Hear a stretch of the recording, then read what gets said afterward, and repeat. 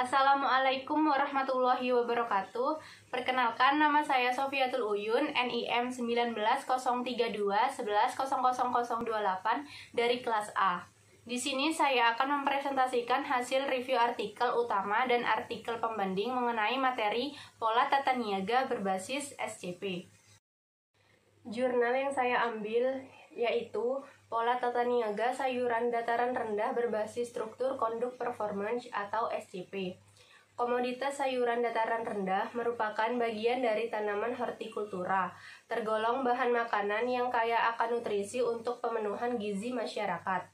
Kebutuhan sayuran di dataran rendah tidak sebanyak sayuran dataran tinggi, dan juga luas areal usaha taninya tidak seluas dataran tinggi. Permasalahan utama yang dihadapi dalam pengembangan agribisnis sayuran dataran rendah adalah tata niaga. Penelitian ini mengkaji pola tata niaga sayuran dataran rendah berbasis struktur konduk performance atau SCP. Struktur menggambarkan ukuran pangsa pasar dan konsentrasi pasar. Konduk menggambarkan perilaku pada proses penjualan dan pembelian. Pembentukan harga ekuilibrium, sistem pembayaran, dan kerjasama dengan lembaga tata niaga lainnya. Sedangkan performance menunjukkan kinerja tingkat efisiensi tata niaga sayuran dataran rendah. Tujuan dari penelitian ini yaitu diharapkan dapat mendeskripsikan pola tata niaga sayuran dataran rendah di lokasi penelitian, mendeskripsikan pola tata niaga sayuran dataran rendah berbasis struktur, konduk, performance atau SCP. Metode penelitian ini yaitu metode dasar yang digunakan adalah metode deskriptif analisis, yaitu metode penelitian yang memusatkan perhatian pada suatu permasalahan masa sekarang. Untuk lokasi penelitian ini ditentukan secara purposif, di sentra produksi sayuran dataran rendah di wilayah Kecamatan Sumbang di Desa Limpakuwus dan Kecamatan Kembaran Desa Linggasari. Untuk metode analisis data yaitu data penelitian yang diperoleh dianalisis secara deskriptif kuantitatif. Analisis deskriptif untuk mendapatkan gambaran luas mengenai aspek tata niaga sehingga dapat mendukung analisis kuantitatif. Untuk hasil dan pembahasan, yang pertama, pola tata niaga sayuran dataran rendah di daerah penelitian. Hasil penelitian menunjukkan bahwa rantai atau saluran tata niaga komoditi sayuran dataran rendah di wilayah Kecamatan Sumbang dan Kecamatan Kembaran mempunyai 4 kemungkinan, yaitu yang pertama, petani produsen ke pedagang pengecer, lalu ke konsumen. Yang kedua, petani produsen ke tengkulak, ke pedagang eceran, lalu ke konsumen. Yang ketiga, petani produsen ke tengkulak, ke pedagang besar, ke pedagang eceran, lalu ke konsumen. Dan yang keempat, pedagang produsen ke tengkulak, ke pedagang pengumpul, ke pedagang eceran, lalu yang terakhir ke konsumen. Lalu, analisis tata niaga sayuran dataran rendah berbasis struktur, konduk, performance atau SCP. Yang pertama ada struktur, yaitu struktur pasar. Pembahasan mengenai struktur pasar komoditi sayuran dataran rendah meliputi pangsa pasar, market share, indeks Herfindahl, dan konsentrasi pasar atau CR4. Yang pertama, analisis pangsa pasar atau market share. Selama 4 bulan, di bulan November 2013 atau bulan pertama, Desember 2013 bulan kedua, Januari 2014 bulan ketiga, dan Februari 2014 bulan keempat. Beberapa jenis sayuran dataran rendah mengalami fluktuasi penjualan atau rasio penjualan dengan penjualan total. Pada tahun 2014, Januari sampai Februari, terjadi fluktuasi pangsa pasar yang cukup besar pada cabai, meningkat dari 11,86 menjadi 25,30. Sedangkan timun mengalami penurunan pangsa pasar secara drastis dari 46,12 menjadi 1,70. Jenis sayuran dataran rendah lainnya mengalami fluktuasi pangsa pasar relatif rendah karena pasokan yang stabil dan permintaan konsumen yang relatif tetap. Selanjutnya, indeks Herfindahl. Hasil analisis untuk semua jenis sayuran dataran rendah yang diteliti menunjukkan nilai indeks Herfindahl kurang dari 0,5 atau mendekati 0. Hal ini berarti struktur pasar mengarah pada pasar persaingan sempurna atau perfect competition. Pada kondisi ini, posisi tawar petani sebagai produsen lebih rendah dibanding pelaku tata niaga lainnya, yaitu tengkulak, pedagang besar, pedagang pengumpul, atau pedagang pengecer. Setelah analisis struktur pasar dilakukan, maka dilanjutkan dengan analisis konsentrasi pasar untuk melihat struktur pasar dilihat dari sisi pembeli. Dan yang terakhir ada konsentrasi pasar atau CR4. Pedagang pengumpul, pedagang besar, dan pedagang pengecer tidak melakukan perubahan bentuk yang dapat menciptakan nilai tambah atau from utility. Pedagang pengumpul dan pedagang besar hanya melakukan grading atau sortasi untuk membedakan harga sayuran dataran rendah pada jenis yang sama atau melakukan fungsi pengangkutan untuk menciptakan nilai tambah tempat. Hambatan keluar masuk pasar dialami oleh spekulan-spekulan baru yang ingin memasuki tata niaga sayuran dataran rendah. Keadaan ini membuat harga senantiasa ditentukan oleh tengkulak, pedagang besar dan pedagang pengumpul, sedangkan petani sebagai penerima harga atau price taker pada kondisi bargaining position yang lemah.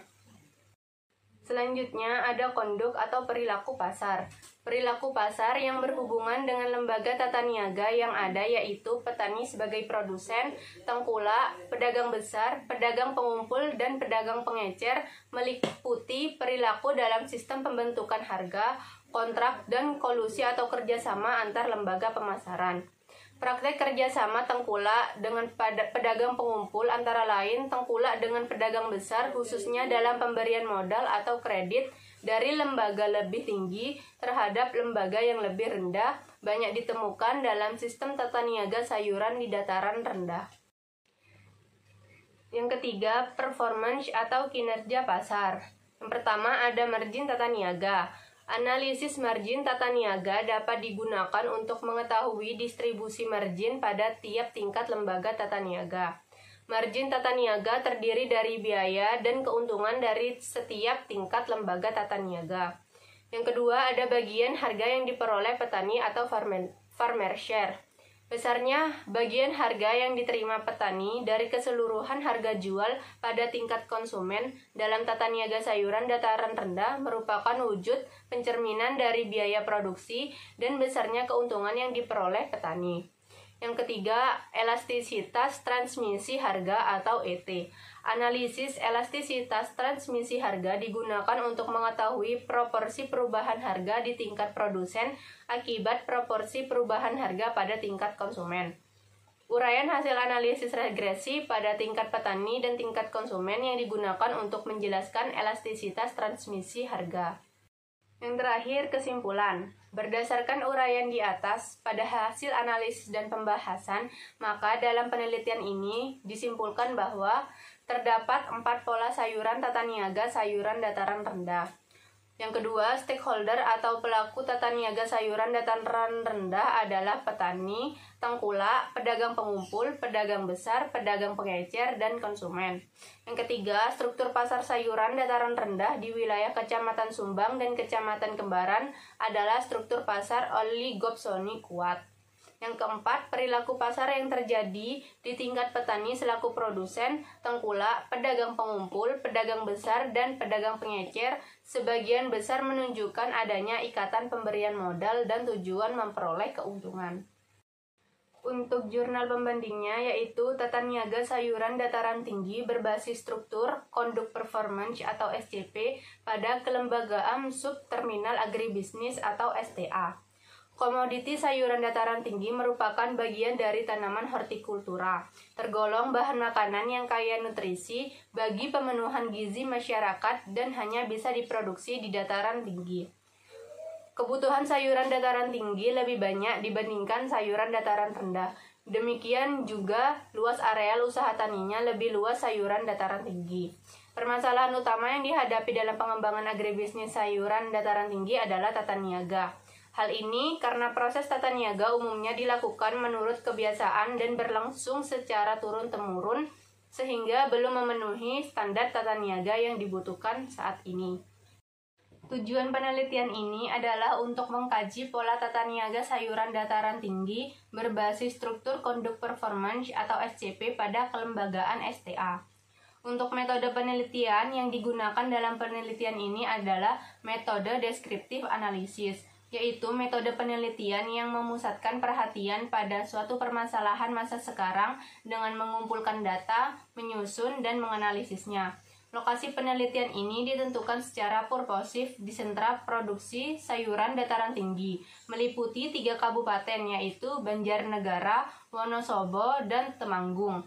Dan 2 ada subterminal agribisnis STA yaitu Jakabaya dan Kejajar yang merupakan STA aktif dalam tata niaga produk sayuran dataran tinggi. Data penelitian yang diperoleh dianalisis secara deskriptif dan kuantitatif. Hasil dan pembahasan. Yang pertama ada stakeholder yang terlibat dalam tata niaga sayuran dataran tinggi, yaitu yang pertama ada petani produsen. Komoditi sayuran dataran tinggi yang ditanam petani di daerah penelitian diantaranya ada kentang, kubis, wortel, tomat, dan juga cabai. Petani menanam jenis sayuran dataran tinggi umumnya dilakukan sendiri-sendiri, tidak berkelompok, dan dilakukan secara monokultur atau satu jenis tanaman. Pada umumnya, jenis sayuran dataran tinggi yang ditanam petani dapat dipanen sekali, misalnya kentang, kubis, dan wortel. Sedangkan tomat dan cabai dapat dipanen berulang kali sampai tanaman tidak berproduksi. Yang kedua ada pedagang pengumpul, yaitu lembaga pemasaran yang secara langsung berhubungan dengan petani. Pedagang pengumpul melakukan transaksi dengan petani secara tunai maupun dengan kontrak pembelian. Jenis sayuran dataran tinggi yang dibeli secara tunai adalah kentang, kubis, dan wortel. Sistem kontrak pembelian umumnya untuk tomat dan cabai, karena jenis sayuran ini dapat dipanen berkali-kali dengan rentang waktu yang cukup singkat. Panen dapat dilakukan 8-10 kali. Yang ketiga ada pedagang besar. Lembaga tata niaga ini sangat berperan dalam mendistribusikan produk sayuran dataran tinggi ke daerah lain. Daerah penjualan regional dengan tujuan Purbalingga, Purwokerto, Cilacap, Kebumen, dan Purworejo. Sedangkan wilayah nasional meliputi Semarang, Solo, Yogyakarta, Jakarta, Bandung, Surabaya, dan Makassar. Pedagang besar berhubungan langsung dengan pedagang pengumpul dan pedagang pengecer di masing-masing wilayah. Yang keempat yaitu pedagang pengecer. Lembaga tata niaga yang berhadapan langsung dengan konsumen. Pedagang pengecer biasanya bertempat di kios-kios pasar di masing-masing wilayah pemasaran.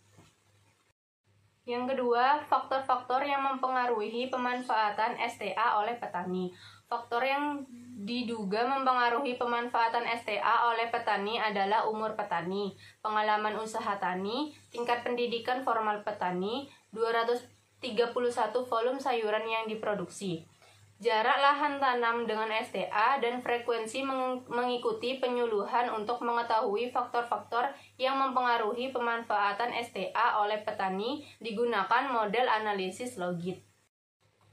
Selanjutnya, pembahasan mengenai struktur pasar komoditi sayuran dataran tinggi meliputi pangsa pasar atau market share, indeks Herfindahl, dan konsentrasi pasar atau CR4. Yang pertama ada struktur atau struktur pasar. Analisis pangsa pasar atau market share selama 4 bulan menunjukkan beberapa jenis sayuran dataran tinggi mengalami fluktuasi penjualan atau rasio penjualan dengan penjualan total. Jenis sayuran seperti kentang mengalami peningkatan pangsa pasar tertinggi pada bulan Juni 2014 dan wortel cenderung mengalami peningkatan market share selama 4 bulan. Komoditi kubis mengalami fluktuasi pangsa pasar yang kecil selama 4 bulan.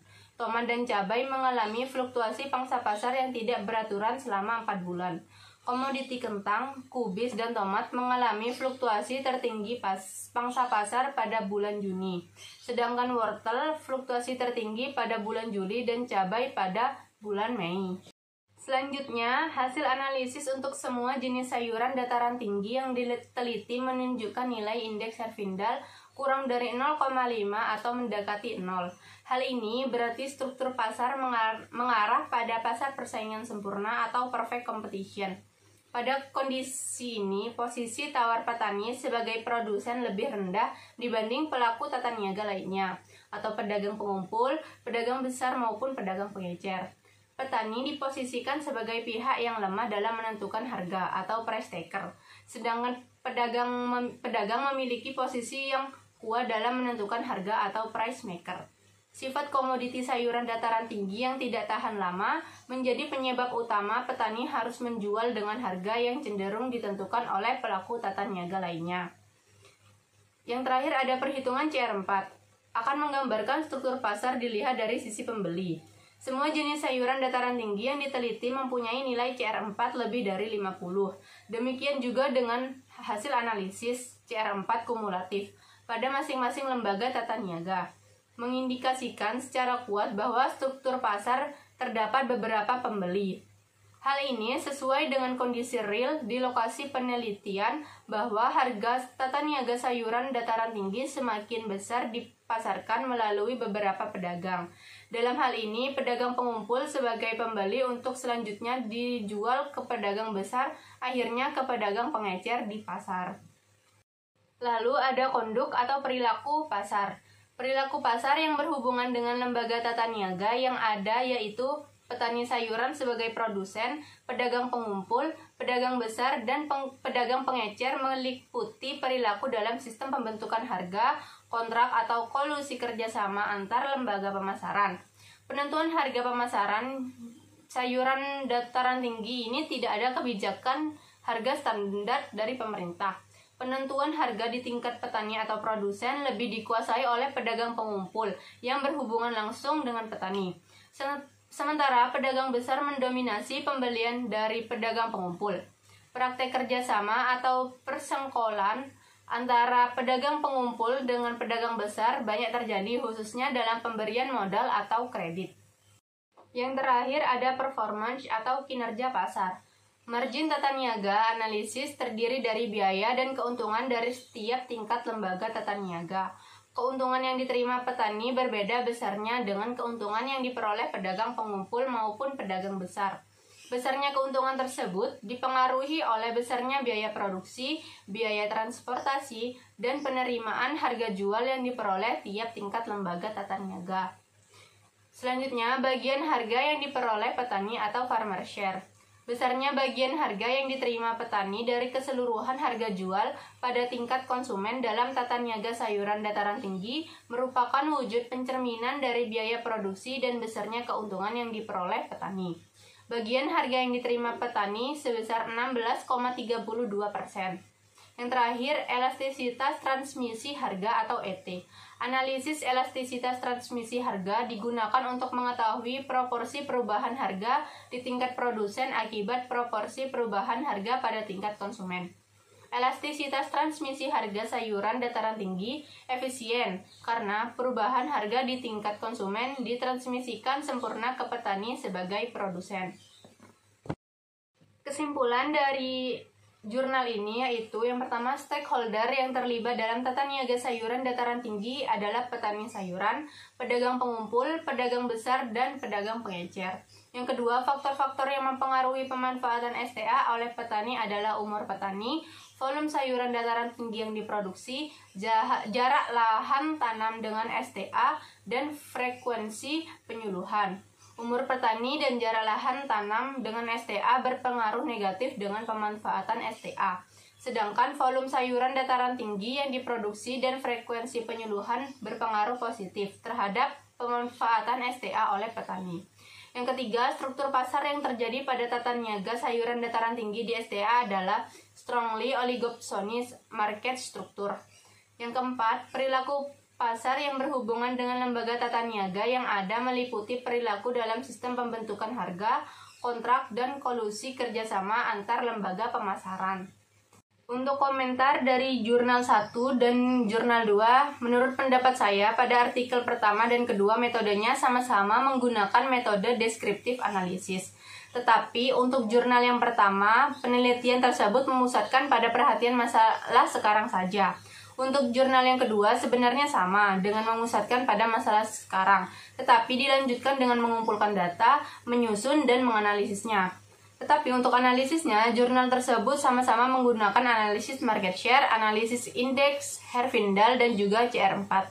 Yang membedakan antara jurnal 1 dan 2 yaitu untuk jurnal 1 dia mencantumkan saluran tata niaga dataran rendah. Untuk jurnal 2 hanya menyebutkan pihak yang terlibat dalam tata niaga sayuran dataran tinggi. Dan juga kebutuhan sayuran dataran rendah tidak sebanyak dataran tinggi.